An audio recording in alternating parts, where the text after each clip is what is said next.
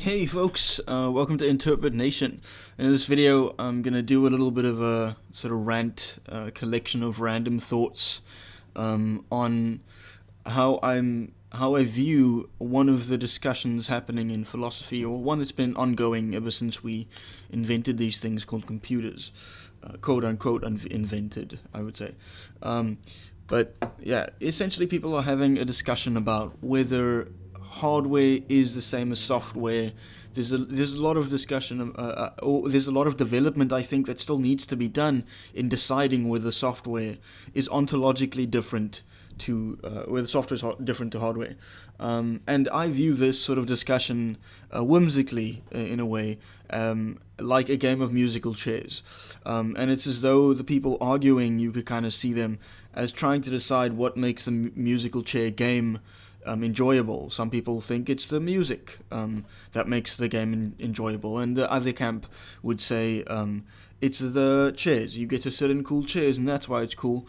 The position I would take is more of the Mooreistic one, Moore as in the guy from Moore's Law. I think he's the one who also holds the position as non-duality. He says hardware is the same as software, and in terms of the game, the musical chair game, my take on that is that the game is fun because you can do both. You can listen to the music and you can sit in the chairs. So I like that little picture to open up the discussion. I would say it's the same thing. It is the music, it is the chair, it is the hardware, it is the software. Computation can happen in a context where there is no concept of our idea of software itself, and it can happen in a place where there is no idea of software, so there's no point in drawing a difference between them.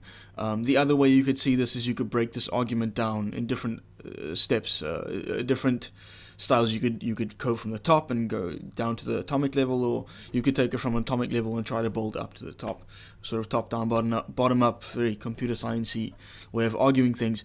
But if we should say, look, software is different to hardware, then that means there has to be a software-hardware boundary. There has to definitely be a boundary between software and hardware, and that means that at some point software should stop existing and hardware should start existing. But if you think about it, where does that happen in a computer? And then, if it does happen, surely it would mean that when the hardware transitions into software, there must be a process that transitions it from hardware into software. And is that process then a process of software? Is it software that processes software into hardware?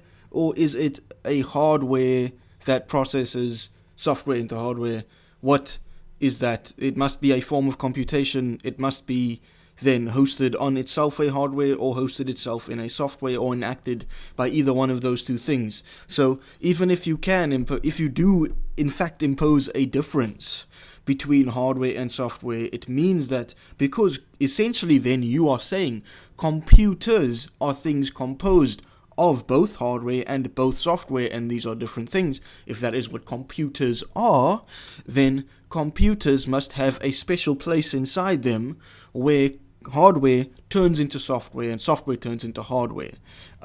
I would say that if that happens inside a computer, it must be a computer then that enacts that transition, and you then are left asking yourself, what is hosting that computer itself, and is that computer hosted entirely in hardware and entirely in software, thereby opening up again the recursive question of, in that computer, where does the hardware transition into software?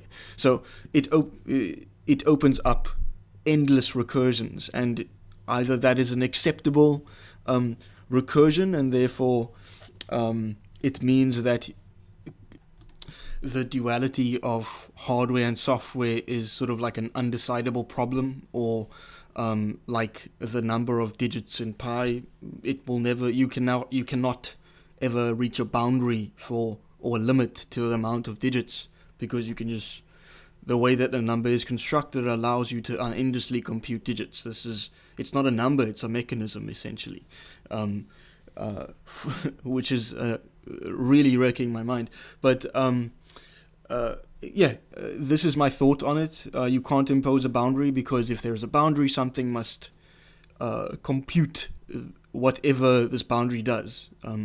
there has to be instructions for turning all of the software into a hardware.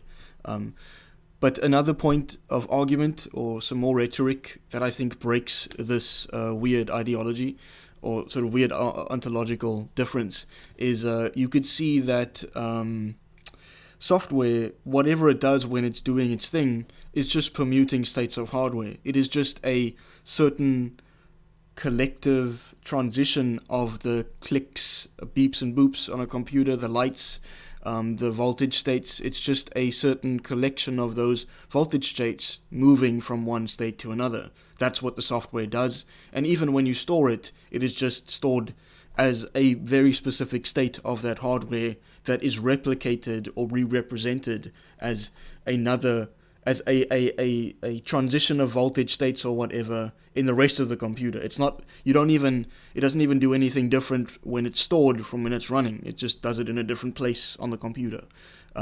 So even the storing of software, when you think software is not running, essentially it is still running as its stored state.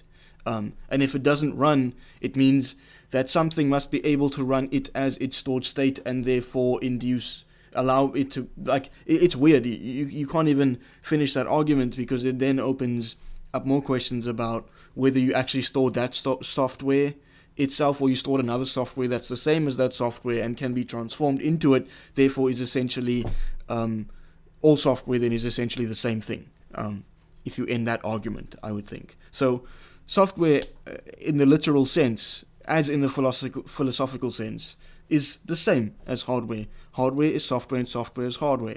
And if there's a difference, again, another point of rhetoric you could walk down to break this ontology, the duality, is there clearly we have cases where software can break or change hardware, and hardware can break or change software.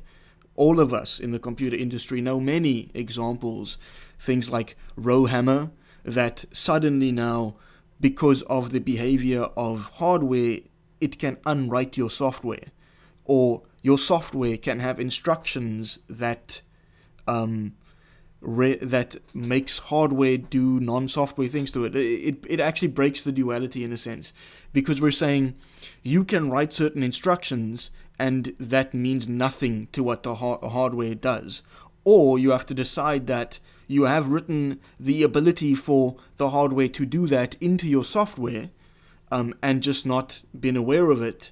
And this is, I think, the case of rowhammer. We've updated the software in certain cases to fix the hardware, and we've updated the hardware in certain cases to fix the software. We do both things to fix both things, because there is actually no difference between them. One is fixing the other. In a sense, you could then say that, also, hardware is just a special kind of software that allows you to run other softwares. And software is just a special kind of hardware that can be run on another kind of hardware that allows you to run other kind of hardwares. But this is my take on it. I hope the rant made sense. But that's going to be it for this video. Hit the like if you liked the video, subscribe if you want to see more, and comment if you want to let me know what you thought. Interpret Nation out.